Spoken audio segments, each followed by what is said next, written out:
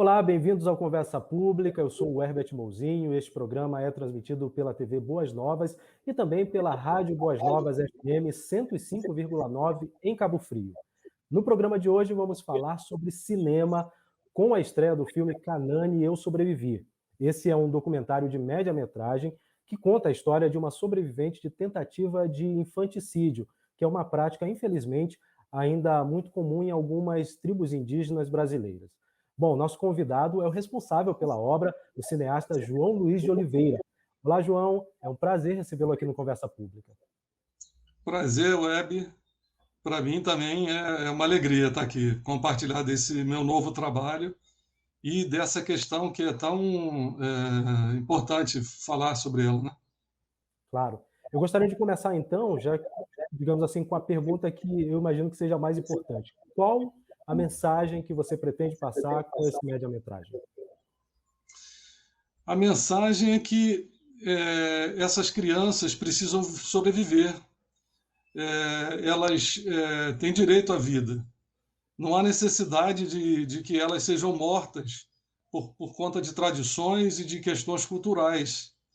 E aí entra, eu acredito que a boa vontade das autoridades, né?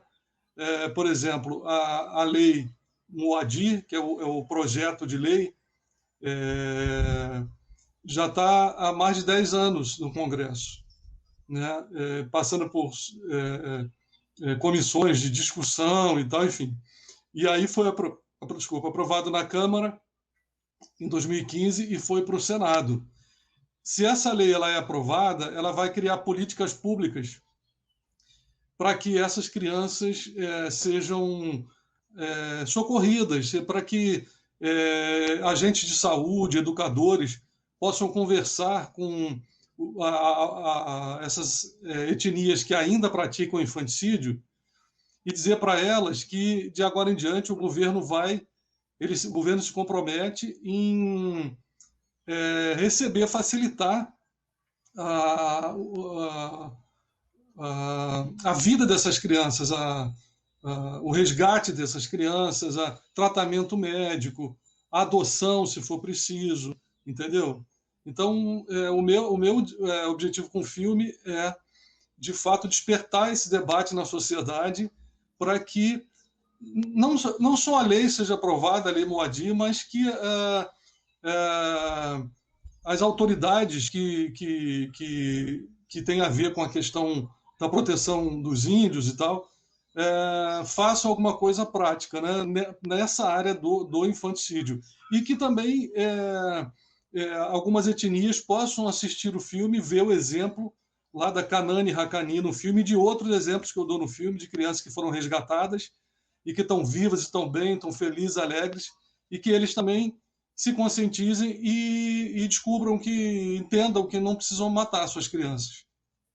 Bom, você pode contar então para a gente um pouco da história desse filme? Quem é a Kanane e por que que essa história dela serviu para que você contasse sobre essa prática que ainda infelizmente acontece aqui no país? Então, bom, a Kanani Hakani é da tribo Suruahá, né? E ela, quando ela nasceu, ela tinha 4 irmãos mais velhos do que ela. E um desses irmãos, que era o mais novo dos irmãos, era o Niauí, ele já tinha um problema de saúde e ele já com 2 ou 3 anos não andava, não falava. E a Kanani teve o mesmo problema que ele. Então a decisão da tribo foi que os dois deveriam ser mortos, né, sacrificados.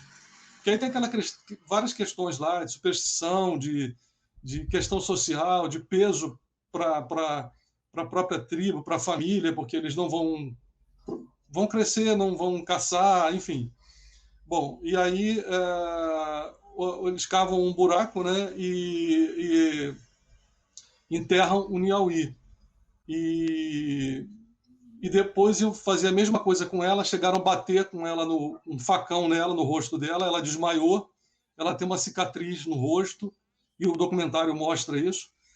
E aí ela desmaiou, mas depois acordou. Então, como ela acordou, resolveram não enterrar mais. O irmão dela chamado Bibi, protegeu ela, ela não foi enterrada. Mas sofreu muito, e acho que mais 3 anos ficou sofrendo lá na tribo. Assim, infelizmente, a violência de algumas pessoas, o descaso, né? Para comer, o irmão dela que tinha que conseguir alimento para ela, não podia botar dentro da oca, tinha que ficar protegendo ela fora da oca, enfim. Porque alguns Uma consideram... criança que acaba marginalizada, né? Quando tem algum tipo de diferença, digamos assim, talvez algum tipo de... Exatamente, exatamente. Aí sofria enfim, todo esse desprezo, né? E até que um casal de missionários, o irmão dela, entregou ela para um casal de missionários cuidar, que é o Edson e a Márcia Suzuki, que falam no filme, né? E contam toda a história. E aí teve um momento que o irmãozinho dela, o Bibi, ele falou também que não ia mais cuidar dela. E aí o casal conversou, eles são etnolinguistas e missionários, né? Eles conversaram com a avó, né? E com os irmãos, porque os pais, eu não falei, Web, os pais que teriam que matá-la, eles não tiveram coragem e eles se suicidaram. Então aí o casal conversou com a avó e com os irmãos e eles disseram que era que eles não iam mais cuidar, que era para o casal ficar com a Hakani. Eles ficaram, lutaram por tratamento, conseguiram, depois de 1 mês, a autorização da FUNAI, enfim, para sair com ela, para buscar tratamento. Aí foram para Porto Velho, aí descobriram o que ela tinha, né? E começaram a cuidar dela, e aí ela foi, assim, a saúde dela foi ficando cada vez melhor, né? Enfim, até que ela não podia mais voltar para a tribo, né? Porque já tinha sido desprezada, então quem que ia cuidar dela? Né? Ela não tinha pai nem mãe. E os irmãos disseram que não iam mais cuidar. Até que o juiz da própria cidade, eles foram pedir uma autorização, o casal foi pedir autorização ao juiz da cidade para poder sair com ela, levar para o hospital. Eles estavam em Porto Velho, né? Mas tinha que ir para São Paulo, para tratamento, enfim. E aí o próprio juiz perguntou se eles não queriam adotar ela. E aí começaram também uma luta para adotar, porque como a FUNAI tutela os índios, né, os indígenas, a adoção de uma criança indígena não é fácil como a adoção de uma criança não indígena. Isso mesmo, seguindo todos esses trâmites, como você falou, né? Nada foi feito à revelia da tribo, né? Foi tudo seguindo a lei para que essa criança pudesse ser retirada da tribo. Sim, exatamente, tudo com autorização. Né? Eles salvaram a menina, né? E com autorização da tribo, né? E aí eles lutaram durante muitos anos, 5 anos, até que conseguiram adotá-la, né? E aí ela foi maravilhoso, porque já estavam fazendo um tratamento, né, e tal, a saúde dela foi ficando cada vez melhor, crescendo rápido, né? E você vê no documentário assim as fotos, as imagens, é uma coisa impressionante, impressionante. O que ela passa na já dá esse choque, né? Esse impacto da gente conhecer um pouco dessa história, com certeza. Se você vir, então, o documentário, você vai ver assim, as imagens de quando ela estava na tribo, todo o sofrimento, pele e osso, entendeu? E depois, em pouco tempo, quando eles levam ela para a cidade e começam a fazer o tratamento, descobrem o que ela tem, né, que era hipotireoidismo, né? E aí é muito bom, porque ela vai crescendo rápido e você vê a beleza dela, né, a alegria dela. É maravilhoso. Então, isso é o que me motiva, pensando que tem muitas crianças que provavelmente estão passando por isso ainda, porque o que se sabe é que esse costume, essa tradição, não parou totalmente, né? A gente tem acho que um pouco mais de 200 etnias no Brasil, e até algum tempo atrás, pesquisando, eu li que cerca de 10% dessas etnias ainda praticam o infanticídio. Então, uma pesquisa feita pela ATNI, que é a ONG lá de Brasília, onde eu filmei, e que recebe essas crianças e as suas famílias, né, para cuidar delas. Essa ONG fez uma pesquisa na época que eram centenas de crianças que morriam por ano, né? Não sei se eu ainda posso dar uma coisa interessante, que o Fantástico fez uma matéria em 2014, uma matéria especial, porque em 2014 o Mapa da Violência descobriu que a cidade mais violenta do Brasil era uma cidade pequenininha, praticamente desconhecida, em Roraima, chamada Caracaraí, a cidade. E era a cidade proporcionalmente mais violenta do Brasil. E era por causa do infanticídio, que havia etnias indígenas ali que praticavam infanticídio. Só, acho que, se eu não me engano, em 2013 ou 2014, foram quase 40 bebês mortos, né? E numa cidade pequena, desconhecida, que não existe jamais a violência que existe em Rio de Janeiro e São Paulo, né? Então, tem que ser tratada essa questão. João, você vinha falando sobre dados alarmantes aí a respeito do infanticídio no Brasil. Isso deixa bem claro que isso acontece simplesmente por falta de desconhecimento, né? Existem as pessoas que ainda delegam a favor do infanticídio como se fosse uma prática cultural normal, mas a gente sabe que isso é um absurdo porque é fruto do desconhecimento, e a Kanani vem para mostrar isso, né? Foi tratada fora da tribo e isso fez dela uma pessoa hoje saudável e bem-sucedida. É por aí mesmo? Por aí. Eu acho que a primeira coisa que eu entendo e que me tocou e que me levou a fazer, me motivou a fazer o filme, é que alguns que não querem debater a questão usam o argumento de que isso é uma questão cultural, é uma tradição cultural deles. Ok, é uma tradição cultural, mas espera aí. A cultura, a minha pergunta é essa, e foi isso que eu comecei a perguntar. A cultura está acima da vida humana? O que é mais importante? É a cultura ou é a vida humana? Sem vida humana existe cultura? Eu não sei se existe sem a vida. Então, eu acho que essa pergunta deve ser feita por aqueles que discordam de que a questão do infanticídio tem que ser tratada assim na sociedade. E junto lá aos órgãos que são responsáveis pela questão indígena, o Congresso tem uma lei lá, que a gente pode depois falar sobre ela também, que está lá no Congresso esperando a aprovação para ajudar essas crianças a serem salvas, né, desse sofrimento horrível, né? Vamos falar Essa sobre isso agora, tragédia. então, sem dúvida. Você pesquisou essas leis para que pudesse embasar também o seu documentário. Por que essa lei ainda não está caminhando no Congresso como deveria, já que é algo tão urgente? Pois é uma pergunta que eu também faço, que eu sempre questionei. Agora, eu acho que, assim, as vezes em que eu vi uma discussão dessa lei lá no Congresso, em comissões de direitos humanos e tal, aí tinha pessoas, né? A relatoria era, era de alguém que me parece que é de uma ideologia que acha que tem que continuar, que é a cultura só. Então, algumas pessoas convidadas, especialistas, alguns antropólogos, diziam que que isso não existe, ou que isso é normal, que isso é cultural, que a gente está fazendo uma propaganda negativa dos indígenas, dizendo que eles praticam. Ué, mas é uma realidade, praticam. Não são todos os indígenas que praticam, é a minoria que pratica, mas existe isso, está lá.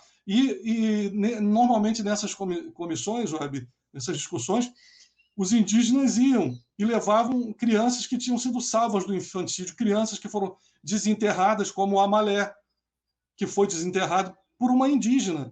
Não é o homem branco, o não indígena, que quer entrar lá e salvar as crianças. Não é só. O homem não indígena também quer. O cidadão tem esse direito, porque a Constituição garante a vida das crianças, de todos. E garante que, assim, que a cultura tem que ser respeitada desses povos, mas nenhuma prática pode se sobrepor à vida, né? Nenhuma prática cultural, enfim. Né? Então, eu acredito que falta mesmo essa consciência de que é cultural, mas a gente pode conversar, dialogar com os indígenas, né, e conversar com eles e dizer para eles, olha, você está grávida, por exemplo, em etnia que a menina é mãe solteira. Aí, em algumas dessas etnias, no Xingu, por exemplo, algumas dessas etnias elas matam a criança, quando é filho de mãe solteira, como foi o caso do Amalé, que eu falei. Conversa com a criança, com a menina e com a família dela, e explica, olha, nós não precisamos matar essa criança, você vai ter o bebê e nós vamos levar, vocês não querem, nós vamos levar para cuidar dela, da saúde dela e colocar para adoção. E aí outra família indígena pode adotar, que é mais fácil uma família indígena adotar, e se não houver indígena que queira adotar, ela é colocada para adoção para que outras famílias não indígenas possam adotar. Né? Ou seja, existem alternativas que não vão ferir completamente a cultura das tribos, né? Afinal de contas, o principal para que nessa cultura, o principal para essa tribo é que aquela criança não faça parte daquela comunidade, então existem alternativas para que se evite o infanticídio. Sim, exatamente, com certeza.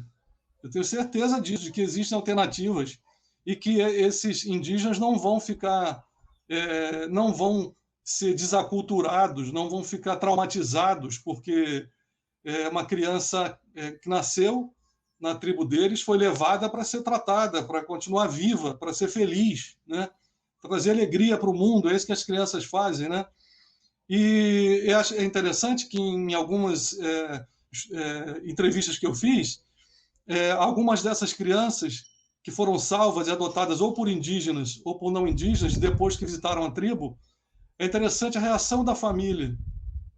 Eu tenho uma história de um indígena que é adulto hoje, e ele seria morto porque o pai dele não aceitou ele, dizia que não era filho dele. Bom, ele foi salvo, a mãe criou ele, o pai foi embora, e depois de adulto, hoje, ele fala para mim, quando ele volta à tribo dele, hoje ele já é pai, né? E ele salva crianças também, o pai dele hoje se orgulha dele, trata ele bem, entendeu? Então, não tem nada demais, gente. E se a tribo não quer, a família não quer, tira a criança de lá, não deixa matar e tira a criança de lá e leva para ser salva, né? Para ser adotada, enfim, receber amor. Tem muita Bom, gente querendo adotar crianças, né? com Inclusive certeza. crianças indígenas. Com certeza. No seu documentário, você também fala sobre as pessoas que trabalham ali junto às tribos para combater o infanticídio, por exemplo, os missionários, que é o caso do casal que você contou que ajudou a salvar a Canani. Sim, na verdade, os missionários eles vão fazer o trabalho deles, né? Que é levar o evangelho.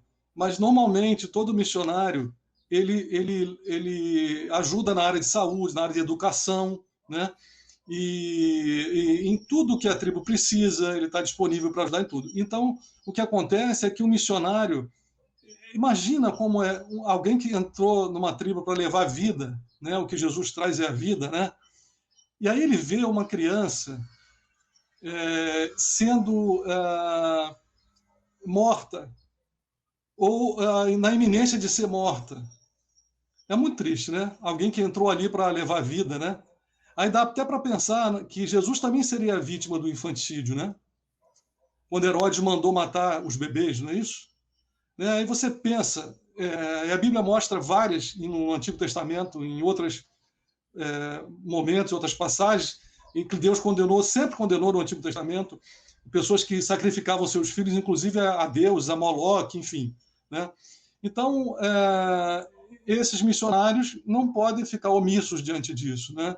Eles não podem, eu acredito que salvar todas as crianças, mas eu acredito que com os missionários com quem eu conversei, os missionários me disseram que eles faziam o que podiam para salvar essas crianças. E é muito interessante. Alguns não entraram no filme, nesse filme, mas eu tenho entrevistas guardadas para um outro filme em que alguns missionários e agentes de saúde contam como salvaram as crianças. E é uma coisa emocionante, maravilhosa. Você imagina você ser um missionário, um agente de saúde, a criança ia ser morta, o buraco pronto, e aí você ajuda a salvar aquela criança, e daí a 10 anos, 15 anos, você está lá e ela adolescente agradecendo você porque ela está viva. Que coisa maravilhosa, gente. Sem É um dúvida. privilégio incrível. E é incrível de mostrar isso, né? Eu não fiz nada a não ser usar o meu dom, o talento que Deus me deu, a vocação que Deus me deu, para poder mostrar para as pessoas isso, né? Tanto aquela coisa maravilhosa das crianças que estão vivas, que foram salvas, quanto alertar para aquelas que precisam ser salvas, né? Sim, é um papel fundamental esse que você está desempenhando. E olha, eu vou te dizer que eu fiquei muito curioso para acompanhar esse trabalho. Então, vamos aproveitar que a gente está chegando no finalzinho do Conversa Pública. Fala para a gente quando e como a gente pode assistir ao documentário Canani e Eu Sobrevivi. Bom, estreia quinta-feira agora, depois de amanhã, dia 30 de setembro de 2021, no meu canal do YouTube, João Luiz de Oliveira, youtube.com/, João Luiz com Z de Oliveira. Aí todo mundo vai poder assistir. O filme é realmente muito emocionante, né? As pessoas que assistiram, que eu mandei link para algumas pessoas que precisavam assistir antes de eu estrear, e está todo mundo emocionado, tocado, enfim, todo mundo quer ajudar, quer fazer alguma coisa.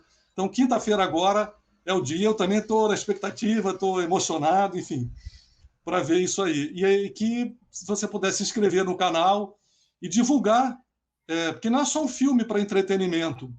Esse filme, ele é muito emocionante, realmente, mas tem uma questão que continua. E qualquer pessoa, quem está nos assistindo, pode ajudar. Nós vamos lutar para que essa lei seja aprovada. E acho que daí talvez nasça um outro documentário, né? Então, se inscreva lá no canal, divulgue para os amigos e vamos fazer alguma coisa por essas crianças. Bom, João, quero te agradecer por sua participação aqui no Conversa Pública e também dar os parabéns. A gente sabe que fazer cinema no Brasil já é muito complicado quando você tem todas as ferramentas disponíveis, ainda mais no cinema que você faz, que é um cinema engajado, um cinema que traz uma mensagem tão importante e que pode realmente mudar e salvar muitas vidas. Parabéns e muito obrigado por sua participação aqui no Conversa Pública. Eu agradeço por essa oportunidade e quero deixar claro assim que, óbvio, eu não fiz o filme sozinho, contei com a ajuda de muita gente, com a colaboração de muita gente. Se não fosse essa colaboração, eu não teria conseguido. E, acima de tudo, contei com a graça de Deus, com a bênção dele para fazer esse trabalho. Muito obrigado por essa oportunidade. Muito obrigado mesmo. Bom, a gente que agradece. E com isso, agradecemos também a quem nos acompanha aí pela TV Boas Novas e também pela rádio Boas Novas FM 105,9 em Cabo Frio. Um grande abraço, obrigado pela audiência e até a próxima edição.